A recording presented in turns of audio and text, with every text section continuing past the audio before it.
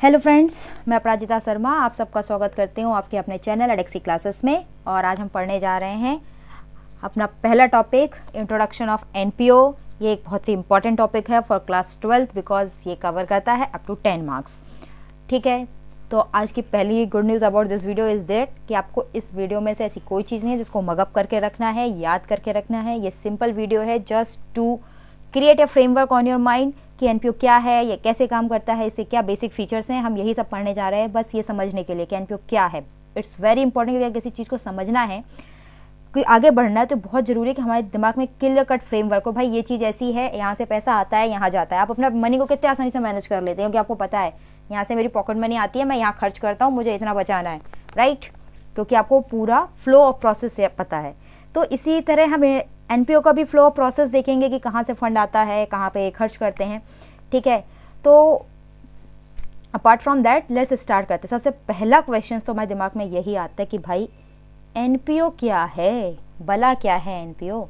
सो शुरू करते हैं। NPO as it is very clear from its name, NPO भाई कोई नॉन प्रॉफिट ऑर्गेनाइजेशन। ठीक है, इसका फुल फॉर्म है जो अपने आप में एक बात को बहुत ही क्लियर कर देता है कि ऐसी कोई ऑर्गेनाइजेशन है जिसका काम क्या है, पैसा कमाना तो बिल्कुल नहीं है। Any organisation whose motive is not to earn money. ठीक है, whose motive is not to earn profit. इस ऑर्गेनाइजेशन का मोटिव प्रॉफिट कमाना तो बिल्कुल भी नहीं है। ऐसी कोई भी ऑर्गेनाइजेशन जिसका मोटिव प्रॉफिट कमाना नहीं है वो नॉन प्रॉफिट ऑर्गेनाइजेशन है। अब भाई ये मोटिव इसका प्रॉफिट कमाना नहीं है तो ये काम क्यों करती है? ठीक है, इसका मोटिव प्रॉफिट कमाना नहीं है तो फिर ये क्यों काम करती है? ये काम करती है किसके लिए? चैरिटेबल पर्पस के लिए, चैरिटेबल पर्पस के लिए। ठीक है, और सोशल कॉज के लिए, राइट। हाँ, सोशल अपलिफ्टमेंट के लिए, इसके लिए ये काम करती है। अच्छा, ये इस चीज़ों के लिए काम करती है। इसका काम क्या होता है? Charitable purpose. अब चैरिटेबल पर्पस में ये फ्री एजुकेशन प्रोवाइड कर सकती है आपको। ठीक है, आपको फ्री हॉस्पिटल फैसिलिटी, मतलब फ्री हेल्थ सर्विसेज प्रोवाइड कर सकती है, राइट। आपको free sports related service provide कर सकती है। ठीक है, ये चैरिटेबल पर्पस है। सोशल कॉज हो सकता है भाई विमेन एम्पावरमेंट के लिए काम कर रही हो। ठीक है, सेव वाटर, किसी भी चीज़ के लिए जो इस तरीके से चैरिटेबल एक्टिविटीज से जुड़ी हो, सोशल कॉज से जुड़ा हो, एनवायरमेंटल पर्पस से जुड़ा हो, बट प्रॉफिट मेकिंग इसका मोटिव नहीं होता। ये काम करती है चैरिटेबल पर्पस के लिए। ओके, ये चैरिटेबल पर्पस के लिए काम करती है ऐसी कोई भी ऑर्गेनाइजेशन, उसको हम नॉन प्रॉफिट ऑर्गेनाइजेशन कहते हैं। अब अगला क्वेश्चन ये आता है, क्या ये कंपनी के फॉर्म में हो सकती है? क्या NPO can be company? Yes, it can be company. Okay, क्या ये प्रोप्राइटरशिप हो सकती है? क्या ये प्रोप्राइटरशिप हो सकती है? Yes, it can be proprietorship. भाई कंपनी हो सकती है, प्रोप्राइटरशिप हो सकती है। क्या ये फर्म हो सकती है? क्या ये एलएलपी हो सकती है? It can never be firm, it can never be LLP. ये सोसाइटी हो सकती है? या it can be in the form of society. क्या ये ट्रस्ट हो सकती है? In the form of trust, it can be in the form of trust. तो याद रखना, कोई भी एनपीओ किसी भी फॉर्म में हो सकती है but it can never be in the form of LLP और द फर्म। ये एलएलपी या फर्म के फॉर्मेट में कभी भी नहीं हो सकती है। तो भाई समझ में आया, एनपीओ एक ऐसी ऑर्गेनाइजेशन जिसका काम प्रॉफिट कमाना नहीं है, जो किसी चैरिटेबल कॉज के लिए काम कर रही है, किसी सोशल कॉज के लिए काम कर रही है, हम उसको एनपीओ कहेंगे। ओके, अब आता है नेक्स्ट क्वेश्चन भाई। Again it's very important. ठीक है, मान लिया एनपीओ है। ठीक है, इसका काम प्रॉफिट कमाना नहीं है, हम मान गए ये प्रॉफिट नहीं कमाती, बिल्कुल नहीं कमाती। ठीक है, ये चैरिटेबल और सोशल कॉज के लिए काम करती है। अब इधर मैं इसके लिखूंगी इनकम, या ठीक है, इनकम नहीं बोलते इसको, अपन इस वक्त बोलते हैं रिसिप्ट। ठीक है भाई, ठीक है, ये मान लिया मैंने कि ये काम नहीं करती। अब आप पूछेंगे कि इसकी रिसिप्ट कहाँ से आती है, इसके पास पैसा कहाँ से आता है? कि देखो प्रॉफिट मेकिंग एंटिटी होती है, कोई भी प्रॉफिट मेकिंग एंटिटी है तो वो क्या करती है, प्रॉफिट मेकिंग एंटिटी का वेरी सिंपल है, सेल करेगी। क्या करेगी, सेल। किसका करेगी, ईदर प्रोडक्ट सेल करेगी या सर्विस का सेल करेगी। ठीक है, यही करेगी ना, इधर प्रोडक्ट को सेल करेगी, सर्विस को सेल करेगी। ठीक है, इस सेल में से एक्सपेंसेस को घटा देगी, प्रॉफिट आ जाएगा। भैया लेकिन ये नॉन प्रॉफिट है, ये तो सामान बेचती ही नहीं, सर्विस बेचती ही नहीं, फिर ये कहाँ से प्रॉफिट कमाती है। ठीक है, तो ये क्या करती है, चलो देखते हैं इसके पास इनकम कहाँ से आती है, रिसिप्ट कहाँ से आती है और ये कहाँ से इनकम कमाती है। एक एनपीओ के पास इनकम आने के बहुत सारे तरीके होते हैं। ठीक है, बहुत सारे तरीके होते हैं जहाँ से इसको इनकम या पैसा मिल सकता है। ठीक है, अब ये तरीके क्या क्या हैं भाई, इसको सब्सक्रिप्शन मिलेगा, सब्सक्रिप्शन का। ठीक है, एक मिनट ना, इसको मैं मिटा देती हूँ और इसको ऐसे कर देते हैं।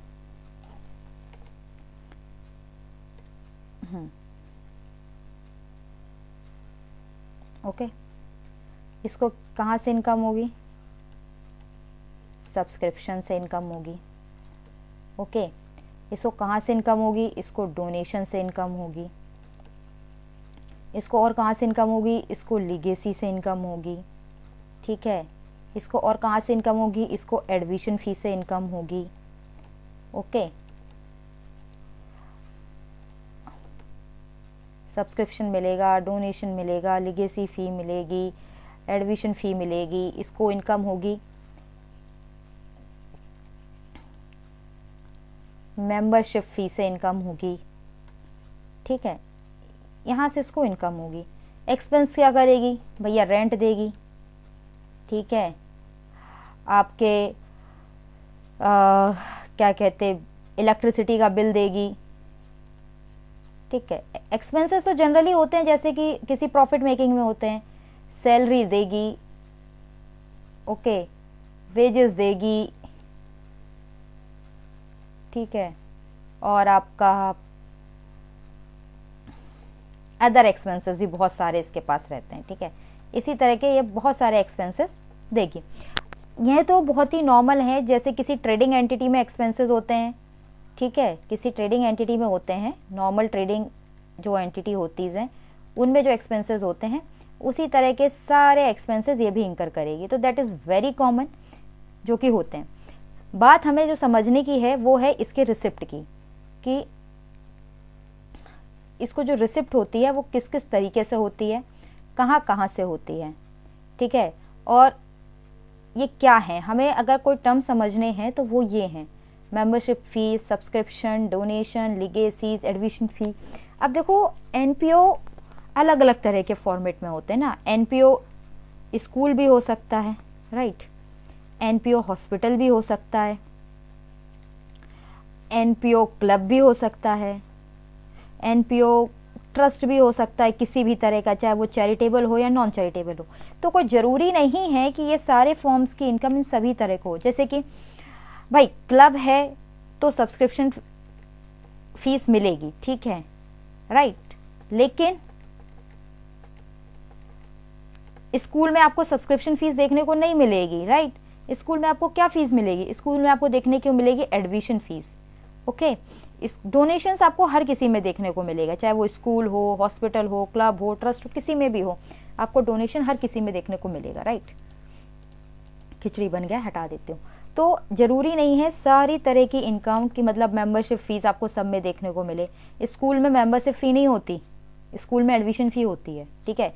इस सब्सक्रिप्शन क्लब का होता है, स्कूल का सब्सक्रिप्शन नहीं होता। डोनेशन सभी में होता है। लीगेसीज ये मैं अलग कॉन्सेप्ट है, इसको मैं अलग से समझाऊंगी, अभी इसको छोड़ दीजिए। एडमिशन फ़ीस आपको स्कूल में देखने को मिलेगी, ठीक है, हॉस्पिटल में मिलेगी, ठीक है, लेकिन बाकी में जैसे कि क्लब, हाँ क्लब में भी आपको मिल जाएगी, लेकिन यहाँ पे नाम चेंज हो जाता है। इसमें होता है member admission fees, member life time fees, इस तरीके से नाम इसके चेंज हो जाते हैं। हम वन बाय वन करके इन सारे इसको समझेंगे, ठीक है। यहाँ से इसको रिसिप्ट मिलती है, यही इसकी रिसिप्ट होती है, और इसी में से कुछ चीज़ें इसकी इनकम का पार्ट बनती हैं, ठीक है। इसमें से कुछ चीज़ें इसके इनकम में जाती हैं, ठीक है, और इसमें से कुछ चीज़ें एक्सपेंडिचर में जाती हैं। काफ़ी खिचड़ी हो चुका है, नेक्स्ट पेज खोल लेते हैं। ठीक है, ओके, हमने अभी पढ़ा रिसिप्ट के बारे में, पढ़ा राइट।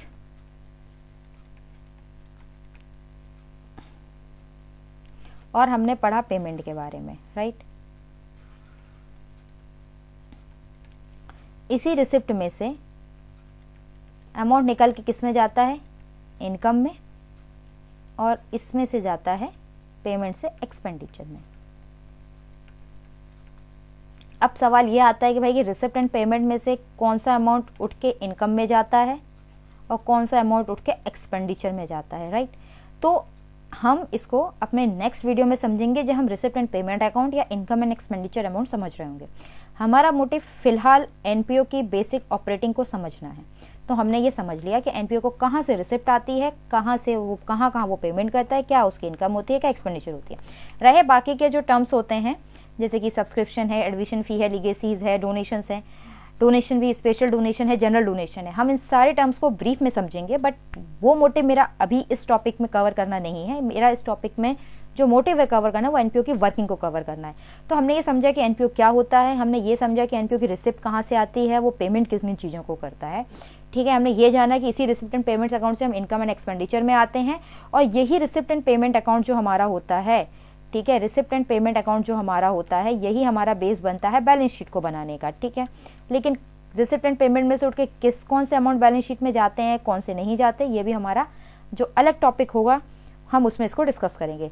ओके, ये बेसिक हुआ। अब अगला एक क्वेश्चन और आता है कि भाई हमने ये देख लिया कि प्रोप्राइटरशिप है तो प्रोप्राइटर बिजनेस को संभालते हैं, पार्टनरशिप फर्म है तो पार्टनर्स बिजनेस को संभालते हैं, कंपनी है तो डायरेक्टर्स संभालते हैं, और अगर कोई और फॉर्म ऑफ है तो उसको कोई और संभालता है। अब क्वेश्चन ये आता है कि चैरिटेबल ट्रस्ट हैं या जो एनपीओ हैं उनमें जो मेंबर्स होते हैं जो उनको मैनेज करते हैं उनको क्या कहते हैं।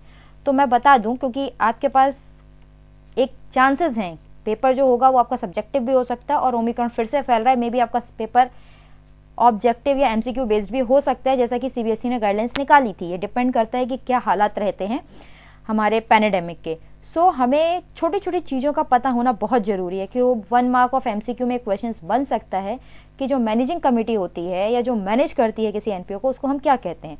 तो मैं आपको बता दूं, जो मैनेज करते हैं एनपीओ को, ये बहुत छोटी सी बात है, शायद आपको बाकी वीडियोज़ में ये चीज़ें ना बताई जाएँ, क्योंकि मेन फंक्शन, क्योंकि एज अकाउंटिंग सब्जेक्ट है तो मेन फोकस हर किसी का अकाउंट्स कैसे बनाया जाता है इस पे होता है, मेरा भी इसी पे होगा। बट छोटी छोटी कुछ चीज़ें हैं जो कि जानना जरूरी है और जो 1 मार्क्स के लिए बहुत इंपॉर्टेंट हो सकते हैं, तो उसको अपन ट्रस्टी कहते हैं। ओके, जो एनपीओ को मैनेज करते हैं उसको हम ट्रस्टी कहते हैं, या हम इसको एग्जीक्यूटिव कमिटी भी कहते हैं। ठीक है, एग्जीक्यूटिव कमिटी। ओके, ये वो लोग होते हैं जो कि ट्रस्ट को मैनेज करते हैं। अच्छा, अब एक क्वेश्चन आपसे पूछा और जा सकता है, अगर आपका पेपर एमसीक्यू बेस्ड होता है तो ये बन सकता है और नहीं भी बन सकता है कि भाई क्या अकाउंट मेंटेन करना, ठीक है, मेंटेन करना, अकाउंट मेंटेन करना एनपीओ को, ठीक है, रिक्वायर्ड है as per statue. Yes, required by law है ये, इट्स रिक्वायर्ड बाय लॉ। हर एनपीओ को बुक्स ऑफ अकाउंट मेंटेन करना है and it is required by law. ठीक है भाई, एनपीओ ने बुक्स ऑफ अकाउंट मेंटेन कर लिए, ये रिक्वायर्ड बाय लॉ है, हम समझ गए। क्या इसको किसी को सबमिट भी करना होता है? या इसको सबमिट करना होता है, इसको सबमिट भी करना होता है। किसको सबमिट करना होता है? रजिस्ट्रार ऑफ सोसाइटी को इसको अपनी बुक्स ऑफ अकाउंट्स सबमिट करनी होती हैं। याद रख लीजिए, छोटी छोटी चीज़ें हैं, चाहो तो नोट कर लो, अदरवाइज मेरे नोट्स में होंगी, अगर नहीं होंगे तो मैं इसको एड ऑन जरूर कर दूंगी। मैनेज किया जाता है ट्रस्टी और एग्जीक्यूटिव कमेटी के द्वारा। अकाउंट मेंटेन करना एनपीओ को रिक्वायर्ड बाय लॉ होता है और ये सबमिट किया जाता है रजिस्ट्रार ऑफ सोसाइटी को। ठीक है, हम आगे बढ़ते हैं। हाँ राइट, तो क्या क्या आज के टॉपिक में कवर हो गया? एनपीओ क्या है, एनपीओ कैसे ऑपरेट करता है, मतलब कहाँ से रिसिप्ट आती है, कहाँ पेमेंट ये करते हैं, इनको जो भी रिसिप्ट मिलती है ये इकट्ठा करते हैं और उसको पेमेंट करते हैं। अच्छा, मैंने आपको शायद पेमेंट में एक चीज़ नहीं बताई है, मैं और बता दूं, थोड़ा सा इसको मैं क्लियर कर लेती हूँ।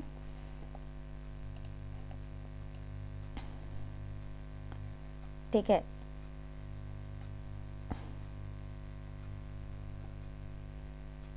Okay, right right, okay. NPO इसके अलावा जो ये जो डोनेशन, मेंबरशिप, लेगेसी जो इकट्ठा करता है, कलेक्ट करता है, या इसको जो मिलता है उसको वो इन खर्चों के अलावा जो स्पेशल जो इसका ये होता है चैरिटेबल पर्पस जो होता है उसके लिए भी उसको यूज़ करता है। ठीक है, उसके लिए भी इसको यूज़ करता है, ये याद रखना। ओके, राइट, ऐसा कुछ इसमें खास था नहीं। ओके, तो अब हम आते हैं इसके कुछ मोस्ट इम्पॉर्टेंट टॉपिक। हमने जो पहले स्लाइड में जो लगाया था, क्या वो सारे टॉपिक कवर हो गए हैं हमारे? यस, हो गया है। एनपीओ कवर हो गया हमारा कैसे ये ऑपरेट करता है ये कवर हो गया, और हमें इसके फीचर पे आना है। राइट, इसके फीचर पे आते हैं। इसका फीचर क्या क्या होता है, इसके फीचर्स को देख लेते हैं। ओके, राइट, एक मिनट दीजिएगा।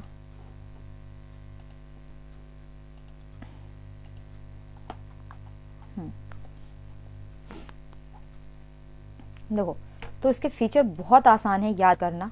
मैंने आपको अभी तक जो बताया वो सब इसके फीचर में कवर्ड है। अगर आप लोग ध्यान से देखो, पहला, इसका नाम ही इसका फीचर है।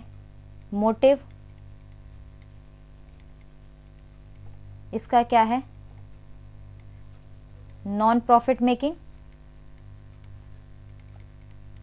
ठीक है, मतलब वर्किंग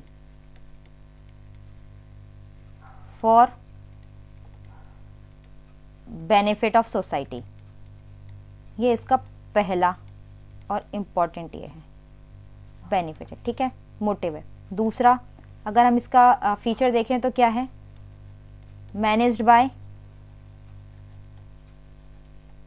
ट्रस्टी, भाई ट्रस्टी के द्वारा ये मैनेज किया जाता है।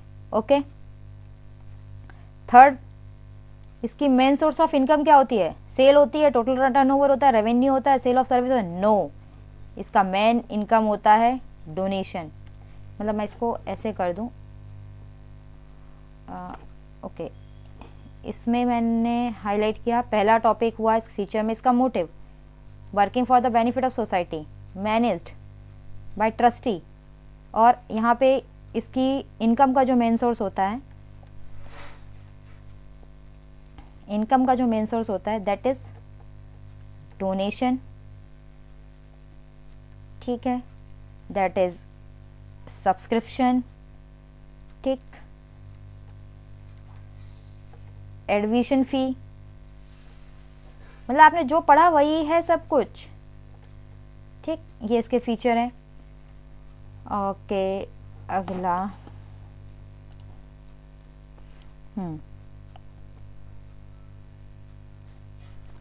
हाँ, एक इम्पॉर्टेंट फीचर जो मैंने आपको नहीं बताया वो ये है, चौथा,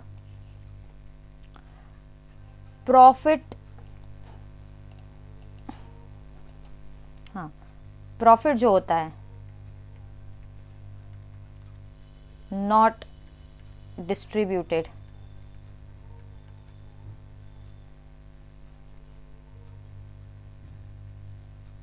अमंग मेंबर्स। ठीक है, प्रॉफिट मेंबर्स में डिस्ट्रीब्यूट नहीं होता, लाइक कंपनी डिविडेंड डिस्ट्रीब्यूट करती है, पार्टनरशिप फर्म अपने पार्टनर्स को प्रॉफिट भी देती है एज वेल एज सैलरी भी देती है, लेकिन एनपीओ अपने मेंबर में प्रॉफिट शेयर नहीं करते। एंड फिफ्थ, इनके रेपुटेशन की अगर मैं बात करूं, भाई अगर मैं बात करूं, आपसे कहूं जरा पता करना कंपनी ए और कंपनी बी में कौन बेहतर है। Just go and find out. एक कंपनी ए है, एक कंपनी बी है, और मैं कहूँ इन दोनों में विच वन इज़ बेटर, कौन सी बेटर है? जाओ भैया इनकी बुक्स देख के और बताओ कौन सी बेटर है। आप जाके कहोगे भाई कंपनी है, कंपनी ए बेटर है। मैंने पूछा क्यों बेटर है? आप कहोगे मैम इसने प्रॉफिट कमाया था 2 करोड़ रुपए का पिछले साल फॉर एग्जांपल, और इसने जो प्रॉफिट कमाया वो कमाया मात्र 50 लाख का। ठीक है, company A is making more profit than it is, therefore it is more beneficial or it is a more reputed company. ठीक है, हमेशा ये माना जाता है company that is making more profit is a good company. Reputation of company is depend on the profit making ability of that company, right. But if we talk about the NPO, तो reputation of NPO never ever depend on profit. Definitely depend करता है कि to the extent, because ये profit नहीं determine करती है, determine the surplus over the expenses. ठीक है, if it is a good depend करता है, बट टू द एक्सटेंट ना कि भाई हाँ फंड्स हैं भी कि नहीं है वो बात अलग है. But if we talk about the reputation, तो it's mainly depend upon the benefit given to society. Given to society, ये इस बात पे डिपेंड करता है भाई इसने कितना बेनिफिट सोसाइटी को पहुंचा है. ओके, तो this is done for today.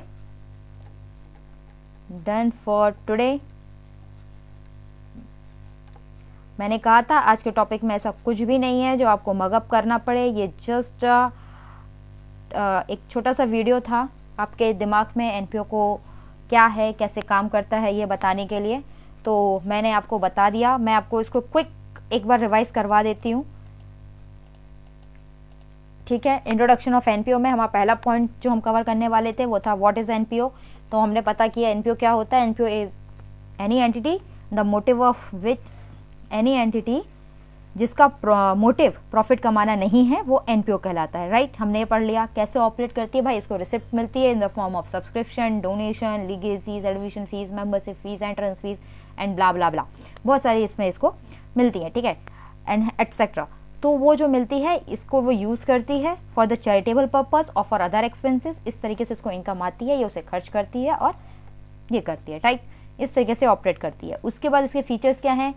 Profit नहीं कमाना, सोसाइटी को बेनिफिट कम देना, ये इसका फीचर है. ये मैनेज की जाती है एग्जीक्यूटिव कमेटी के द्वारा, ये ट्रस्टी के द्वारा, ये इसका फीचर है. इसकी रेपुटेशन डिपेंड करती है कि इसने बेनिफिट कितना पहुंचा है सोसाइटी को, राइट. इसका फीचर ये है कि ये प्रॉफिट डिस्ट्रीब्यूट नहीं करती अमंग मेंबर्स इसका.